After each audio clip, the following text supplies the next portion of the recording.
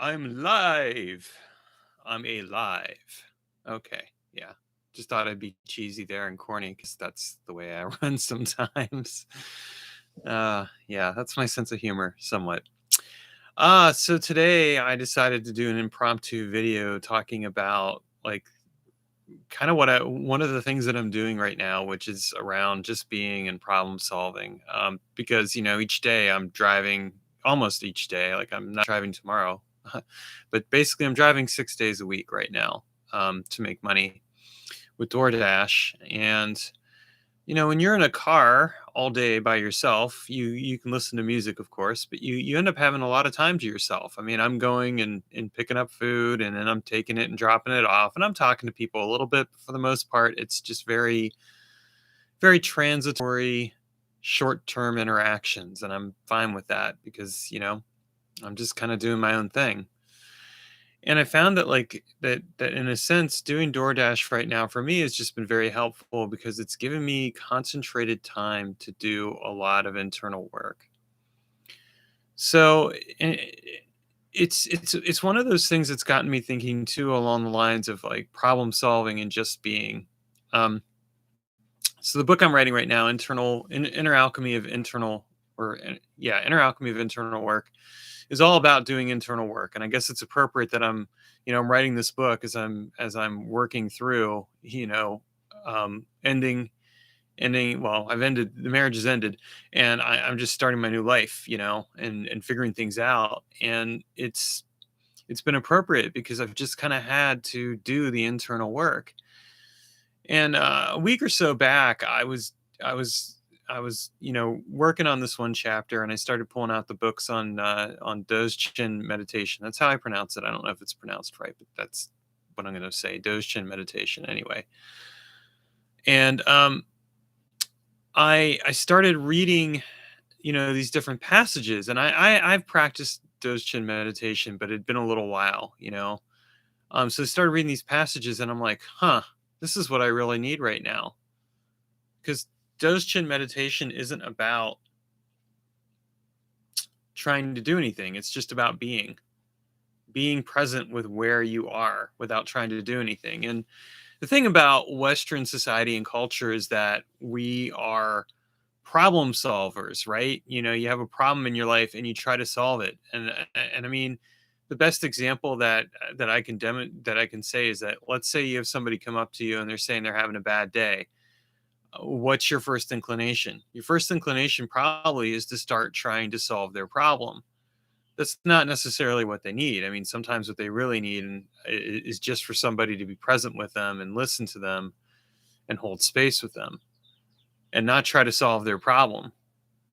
Um, but the same thing applies to ourselves. We have this sense of okay, I got to fix things. Well, like when I basically said, look, I'm getting this isn't going to work anymore, and my wife, well, ex-wife, and I decided to go ahead and get divorced. I had to really scramble at first. I mean, the first week I focused on just like getting my stuff moved out of the old place, and then getting set up on DoorDash. And so I didn't have a lot of time to really think about the problems or stuff. I mean, I had some rough nights, but I wasn't really thinking about it. But then, like the second week, when things started to stabilize enough to where I could like take a breath, that's of course when all the problems, hit home. Like, oh my gosh, I've totally uprooted my life. Oh my gosh, I'm so afraid. Oh my gosh, what am I going to do? Oh my gosh, what is going to happen to me for the rest of my life, et cetera, et cetera, et cetera. All these natural things that we all feel when we're in the midst of great change. And in my case, I mean, it was pretty scary. I think it is for anyone. And at first, the inclination is, well, I've got to solve these problems. Well, okay. Well, the first problem I solved is a means of income. I started doing DoorDash. I'm like, okay, I'm going to do this as a way to bring some income in because my writing alone is not enough to support my lifestyle. As much as I love writing, and as much as it does actually support a significant part of my life, it's not enough in and of itself. And I knew that. And I scrambled. I started coming up with like different magical services that I could offer. I've started looking into freelance writing. I'm doing some other things, and of course doing DoorDash. So, okay, I solved that problem. But then, you come to the point where you hit a wall in the case of like emotions, and you're like, you can't really solve emotional problems. Like when you're feeling really sad and upset that things haven't worked out, or you're feeling really angry and frustrated with yourself over things that you did, or angry and frustrated with the other person or other people, you don't necessarily get a chance to just solve those things. And I think the harder that we try to solve those problems, the more those problems stay stuck in our lives. They've just become these blocks of tension that define us. And like what we really need to do sometimes is just be present with them and be aware of them without necessarily trying to do anything. So anyway, the end of the second week, beginning of the third week is I think when I read the Dzogchen stuff, and it was like perfect timing. I'm like, oh, I can't solve these problems. I mean, I can do my Taoist dissolving meditation, and that's helping some, and all this other stuff. But at the end of the day, I can't solve these emotions away. I just have to be present with them. So I'm like, all right, I'm gonna start driving. I'm driving and dropping off my food, and there are each day what I'm doing is I'm just holding space with the emotions that I'm feeling. Some days it's fear. Some days it's anger. Some days it's helplessness. And sometimes it's towards specific people. Sometimes it's toward me. Sometimes it's just the situation itself. And I got to tell you, these aren't easy days. I mean, I had somebody say comment on my last video or comment like, "Oh, hey, you seem a bit more upbeat," and I am. I am actually happier than I've been in a long time overall. But when I'm in the car driving and all I've got is myself and some music, and sometimes I don't even want to listen to the music, although it is nice to listen to music and not like close the door in order to listen to it. I can just listen to it as loud as I want. But sometimes I'm just like, oh, wow, I'm here with this emotion. And right now I'm fucking miserable. I'm miserable in this moment and I'm suffering.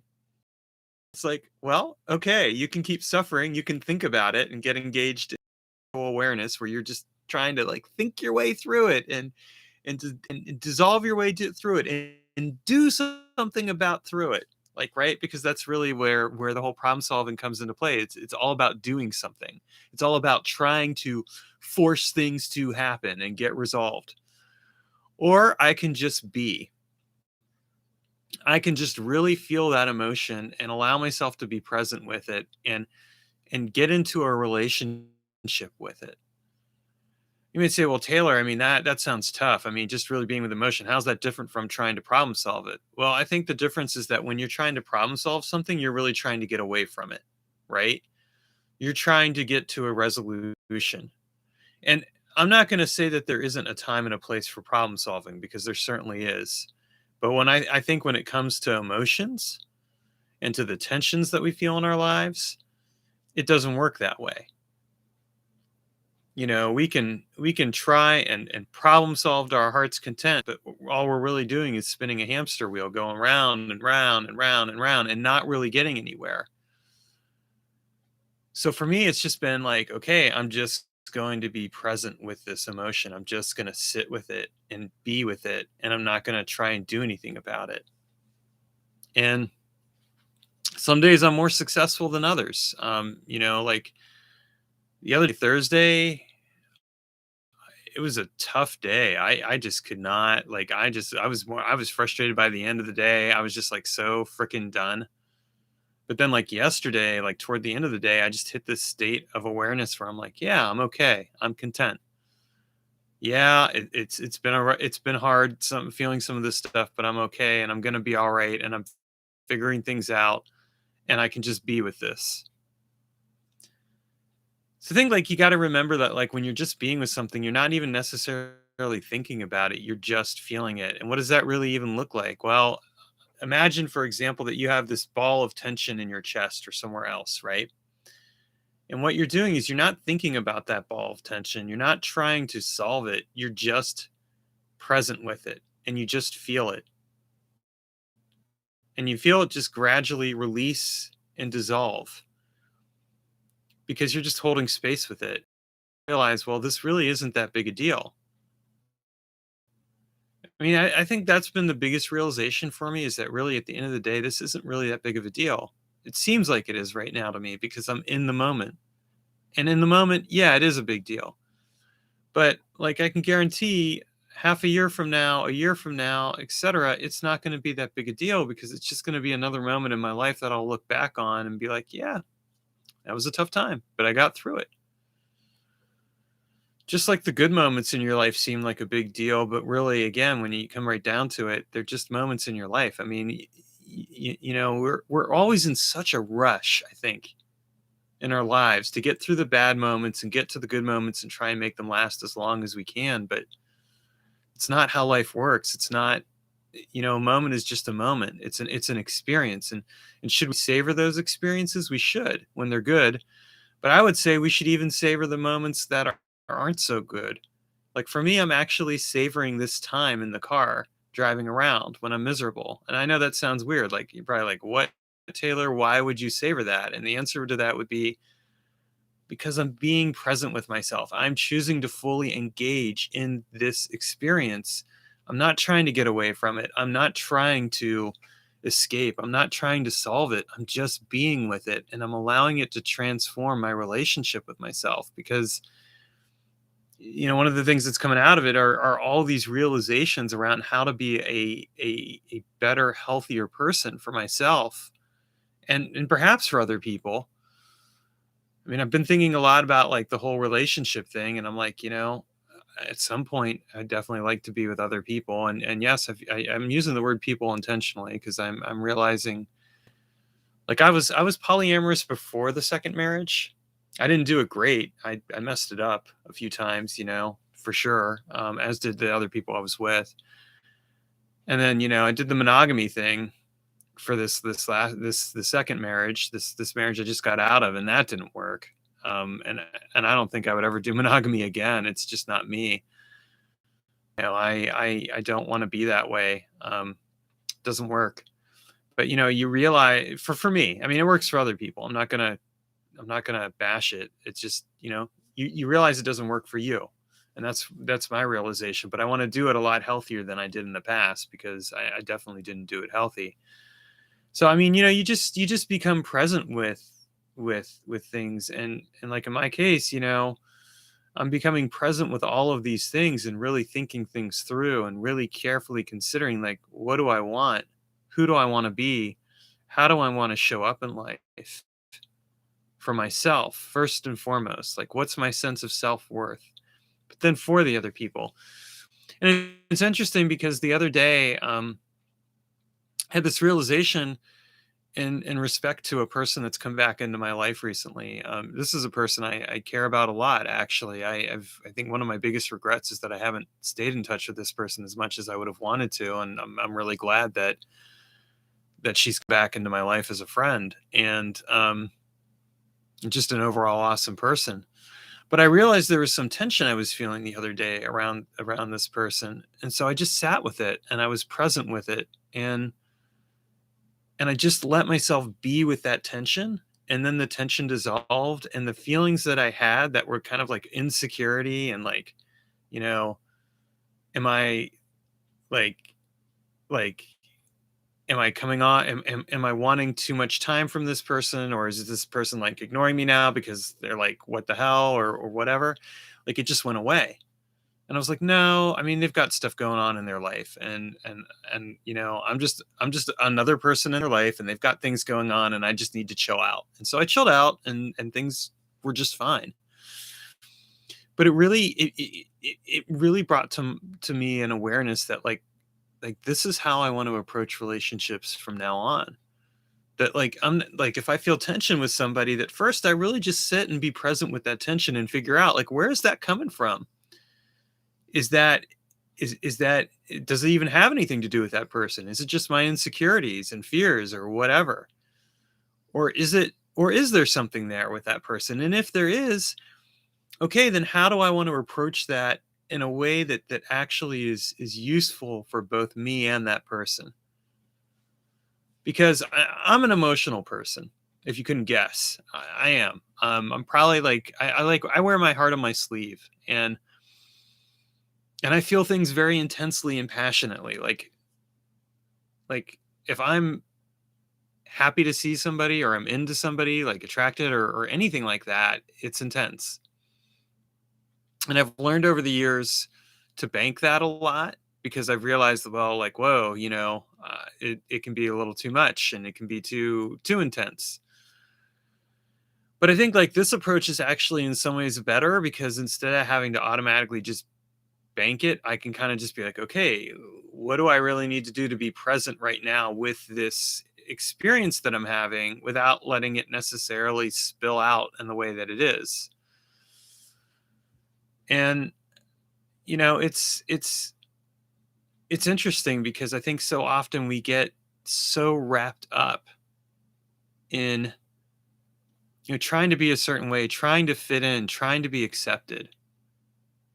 And we do that because of these tensions that we feel, these stresses, and because we feel like we have to somehow, I don't know, be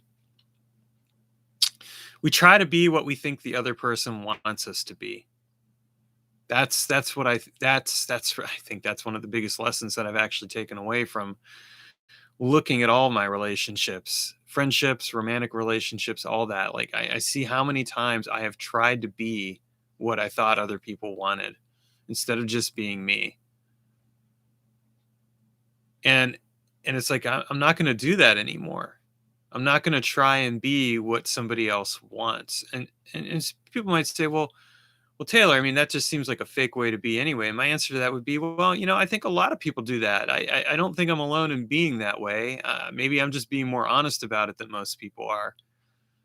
And I wouldn't say I've been that way all the time. I mean, or even that, like, that even when I've been with somebody, as a friend or romantically or whatever, that I'm that way all the time.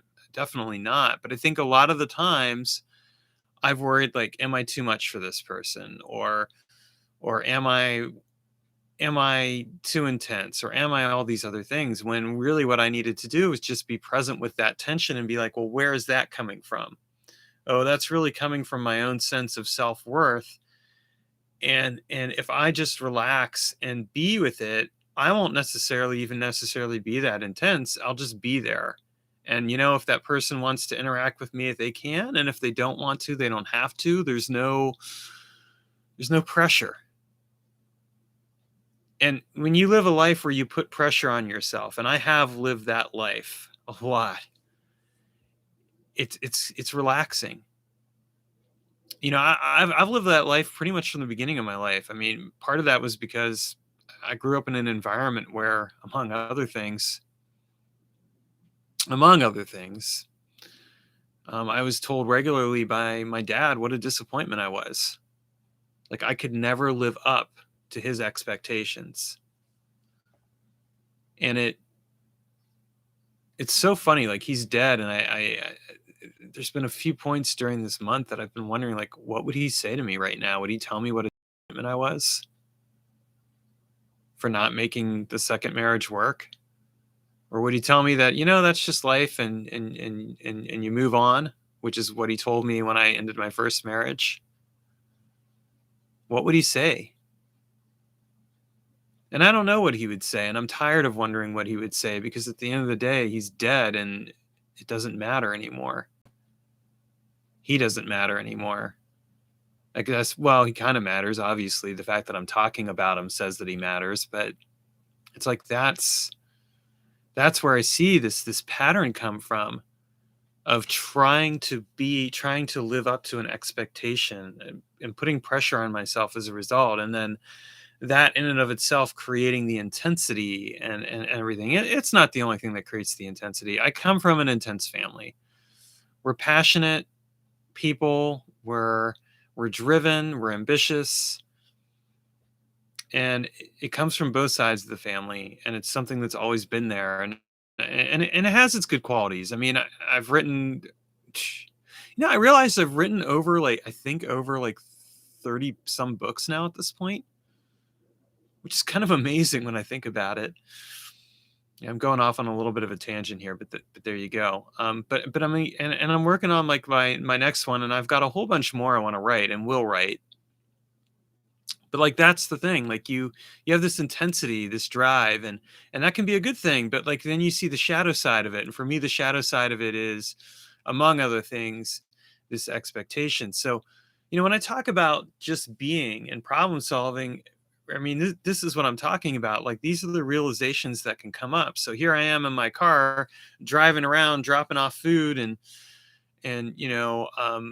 what have you. And I'm really just being instead of trying to solve my problems, because I, I can't solve these problems by trying to make them go away.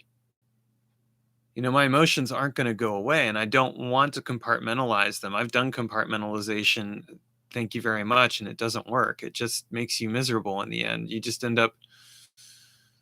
end up living a fractured life because you can't ever be fully yourself. And coincidentally enough, who did I learn that from? Yeah, Daddy Dearest. Can you tell I have some daddy issues? Yeah, I do. That's okay. I've got other issues too. I've got tons of them, believe me. Um, but that's all right. I mean, that's just part of living life too. And so, for me, it's just like you learn to be present with those issues. You learn to be present with yourself, and you don't have to solve them. You don't have to fix them. You don't have to fix yourself, because maybe, just maybe, you're not broken. It's funny when things were going down with my second ex-wife now, we had a conversation at one point where it was like, we were talking about how each of us is broken and everything. And I said, you know what? We were already broken. It's not each other's fault that we're broken in the way that we are. It's just those broken bits fit together in a certain way, and now they don't. But maybe the real problem is that we even go through life thinking that we're broken, right? I'm not saying that we don't have issues and troubles and problems, because we do. I mean,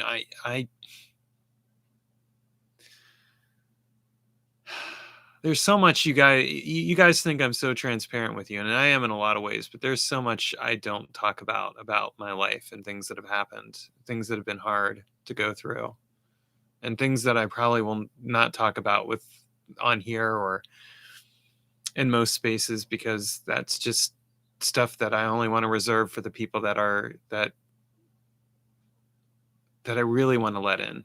I like letting you guys in to a certain extent, because I mean, you're part of my community, and I want to build this community, and I want to have this space where people can share freely what they're working on and what they're doing. I mean, that's one of the most important things for me, is that people have this space where they can just be themselves and talk about their magical work and the things that they're doing without being judged and shit on by other people, which I see happen way too much in the occult community, and I've had happen way too much in my day. It doesn't happen so much anymore, because I think at some point they just realized I wasn't going to shut up and that they could go fuck off. But and I mean, I still tell people that, like, go fuck off if you're going to go and critique me, because like what have you done in comparison? Because most of those people who critique you haven't done shit. They haven't even tried. They just think they're so cool and everything else, and they're full of it. But the thing is like, like, I want to build this community, and it's something that's so important to me. It's actually one of my deepest dreams, and it's something that in some ways I haven't done as much. I haven't done as much around as I wanted to do. And I may actually have the opportunity to do it finally. I mean, I'm really exploring this, and whether I have it with the person I hope will help me with it, or other people, or whether I just do it on my own, I'm going to do it, because I want to continue to build a magical community that is inclusive and accepting, and doesn't shit on people, and doesn't say, well, my way is better than your way, and instead says, if anything, says, it's interesting that you're doing it the way that you're doing it. I don't necessarily fully agree with it, but I can learn from it, and I want to learn, because that's the way it should be. That's Maybe that's idealistic of me, but that's how I have always tried to operate with how I've approached things. Is maybe I don't fully agree with how you do things, but I want to learn from you. And I think like so there is some openness required, and that's one of the reasons why I've been as transparent as I've been. But there are a lot of things I don't talk about in my life, and I don't know that I ever really will, because those are things that are just for me, or for the people that are important to me, that the people that I trust enough to let into the innermost parts of my heart and soul and say, here, come through this, come through the darkened halls to see to see the hidden wonders within. Hope you survive the experience. uh yeah, it's not easy, folks, to be open to any degree. It's like you choose to be open, you choose to share, and there's a price that comes with that. And that's why you have to know like what your boundaries are. I know I'm kind of going all over the place with this video, but I guess it's just because I've been working through so much and thinking so much about my own boundaries, and like who's important to me and why, and what matters to me in my life, and who I would let in. And and at the same time, really just kind of reflecting on an awareness of just how alone I have felt actually in some ways. I can share that with you, because that's certainly been true. I mean, it's hard when you put yourself out there, and when you're also working on stuff, and it's stuff that doesn't fit the usual themes, or things like that. People want to read about the latest grimoire stuff, but you come along and you say, hey, I've got this approach to working with spirits that's completely radical and different, and they're like, okay, maybe not. Or you see people come along, and they present your idea that you wrote about a decade before they did, and everyone talks about that work, but they kind of ignore the convenient fact that, hey, you actually came up with the original idea. Thank you very much. But I just won't go away. I won't go away from the occult community, even though there are times where I can't stand a lot of the occult community because of the elitism, and the the fronting, and the people who can't be open and honest about like their struggles, because they think it's just like they've got to somehow be perfect, like when none of us are perfect. And that's kind of what I mean too by being present with yourself, and being and not problem solving, like to be with you, that you are a flawed person, and that there are challenges that you're going to have, and that you're not perfect. It's okay to be yourself, and just to be genuine and authentic. And like, here's my faults, here's where I failed, here's what I'm trying to do around that, or how I'm trying to be in my case, I suppose. You know, that's really what magic for me requires. It requires from me, it requires the honesty from me about like what I am doing. And I guess it's why, like, when it comes right down to it, magic is my first love. Like, when I talk about magic, I'm not just talking about a set of techniques and practices, although certainly I am, but I'm also talking about a living, breathing being force. And no, not Star Wars, folks. I mean, that's kind of cool, but no, I'm talking about something that I feel like I have an intimate relationship with, that goes beyond anything else. And it's like, to be in that relationship is to necessarily be open, to be present. And to do that, you got to be present with yourself. I mean, even if you aren't present with anyone else, even if you don't end up opening up to anyone else, or you only open up to certain people, or you're like me, where you open up a lot, but that you keep certain parts of yourself that are just for you and for certain people. You've got to be willing to own it. And I think the thing that I dislike the most about the occult community is that for the most part, I just see people who don't want to own it. They just they just they just want to talk their talk, but they don't want to walk their walk. And I despise that because it's easy to talk about all the successes. It's hard to talk about the failures. But that's where you really show what you're made of. That's where you discover your true strengths. It's when you fail. It's when you fuck up. It's when you make mistakes. It's when you climb, you lay there for a while and then you get back up and you keep trying again and again and again because you know what you're doing is worth it. And you deal with the frustrations that life throws your way. You deal with the challenges and the struggles, and you don't give up.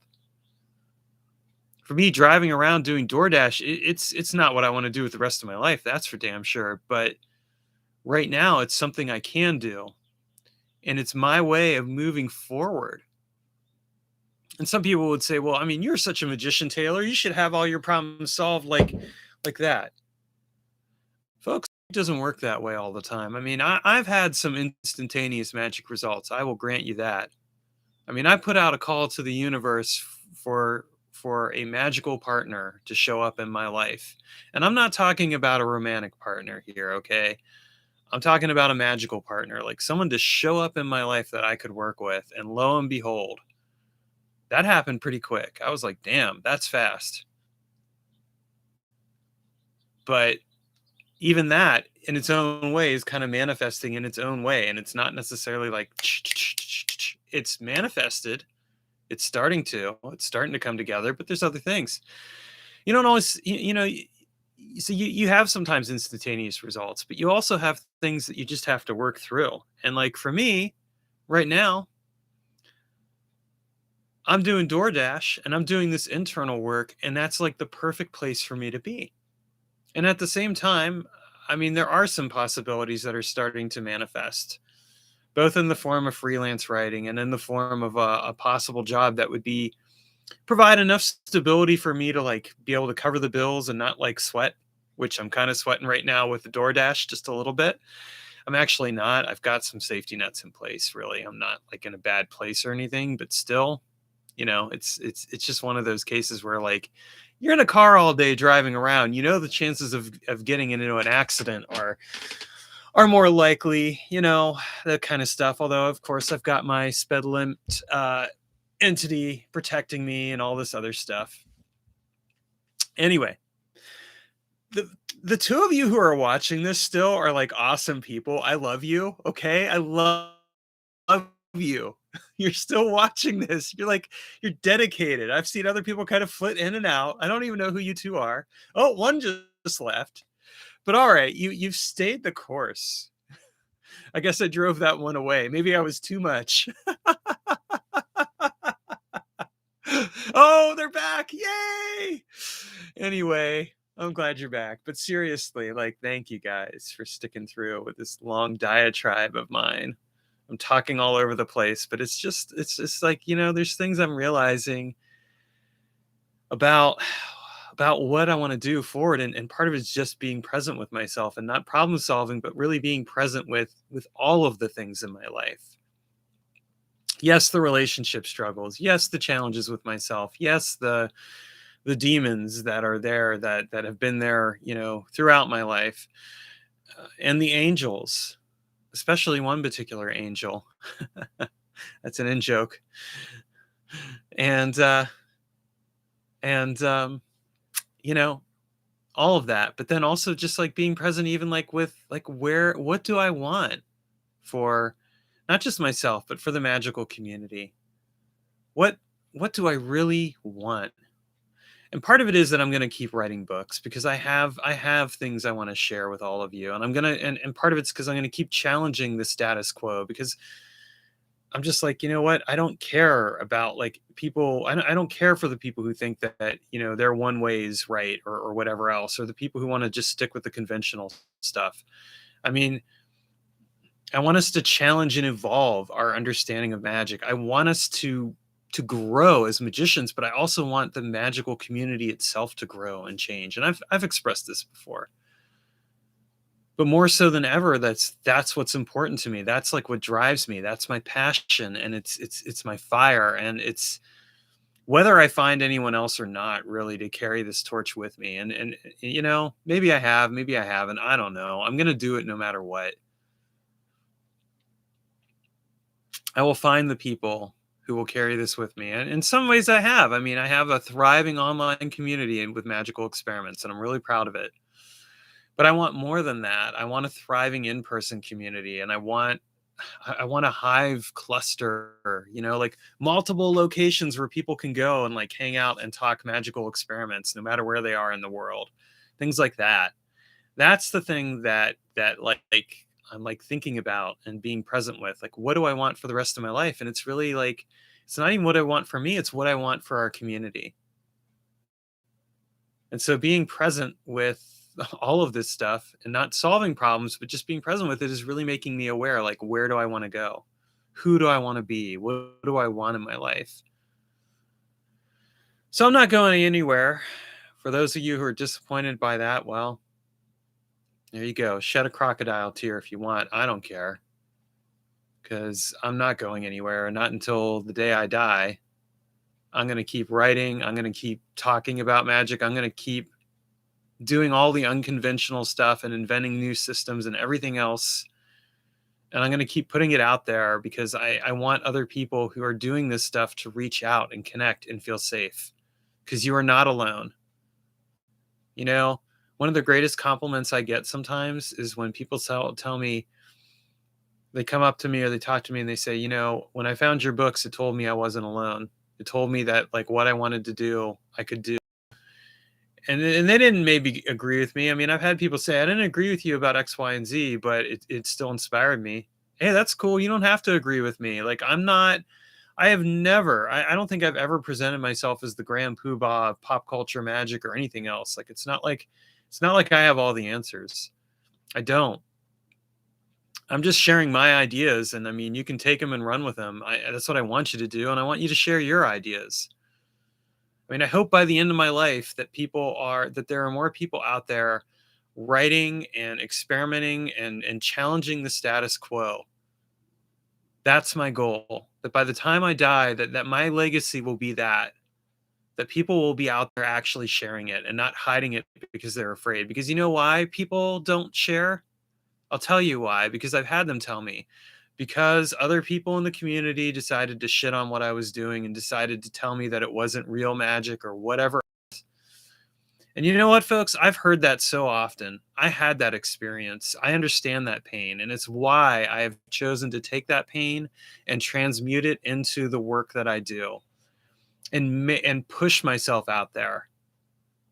And yes, I have felt alone sometimes. I have felt alone a lot of the time because sometimes I have felt like I've just been the lone voice in the wilderness in the occult community. That person. And I felt that way for over 20 years now. But I'm still going to do it. And even if I am alone for the rest of my life, even if there is no one else out there who will take that journey with me, I will still do it because it's something I must do. It is my calling. It is my mission. Well, that was a lot. You guys got to experience my intensity and fire head on. You see why I think sometimes people can't handle it? Because this is me, raw. This is me on fire. This is me in my glory. And I'm not fucking hiding it anymore. I'm not hiding it. I'm going to continue. And whoever's drawn to it, great. And whoever isn't, whoever wants to stand in the way, well, guess what? You're going to be bulldozed over because I've never let anyone get in my way with the magical work. And I never will. Because magic is my passion. Because magic is my first love. Magic is my truest love. Anyone who comes into my life, they may be important to me, but that is the truth. Magic has always been my truest love. It is what drives me and fires me up. It is the work that I'm here to do. And I'm going to keep doing it. So anyway, folks, try just being some time and not problem solving, and look at the results you'll get, right? Because here I am sharing that, and boy, is it fun. Anyway, take care and enjoy the very long video. And thanks to the two of you who stuck it out. You guys are soldiers. I love you.